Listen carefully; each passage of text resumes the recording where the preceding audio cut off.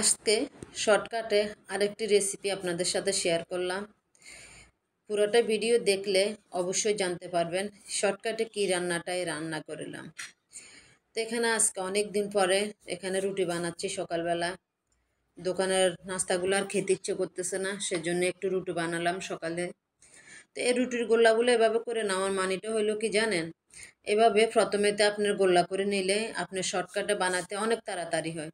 ওভাবে করে আমরা একটু একটু আটা নিলে একটু গোল্লা করলে তখন আপনার কাজটা করতে রুটিটা বানাতে শর্টকাটে হয় না, অনেক দেরি হয়ে যায়।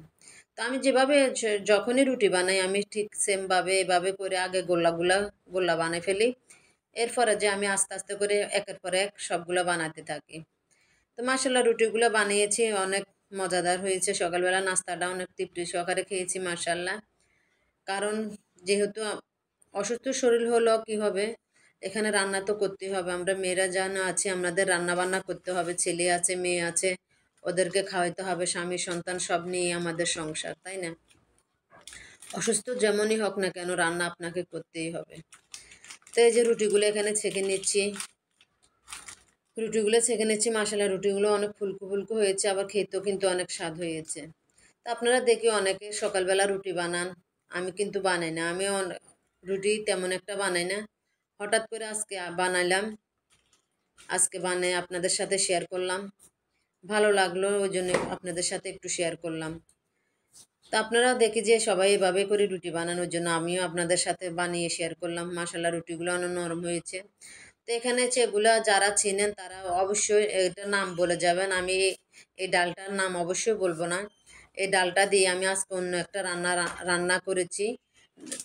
এখানে এই রান্নাটার সাথে আমি এই ডালটা প্রথমেতে এখানে আমি বেজে নিয়েছি, হালকা বেজে নিয়েছি। ডালটা বেজে নিয়ে এখানে ছুঁড়ে নিয়েছি। না ছুললে আপনার ডালের ছোগলাটা থেকে থেকে যাবে, ওই কারণে আমি একটু ছুরি নিয়েছি। এখানে আমি চিংড়ি মাছ দিয়ে দিছি, একটু টমেটো দিয়ে দিছি, পেঁয়াজ, কাঁচামরিচ, ধনেপাতা তো পরে।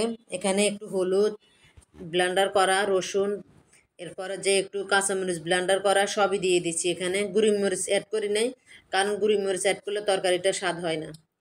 এখানে তো আমি মিষ্টি কুমড়াটা, এটা যে বাড়ির থেকে আনা হয়েছে মিষ্টি কুমড়াটা আমি এভাবে করে আজকে অনেকদিন খেতে ইচ্ছে করতেছে, সেজন্য রান্না করে আজকে আপনাদের সাথে শেয়ার করলাম।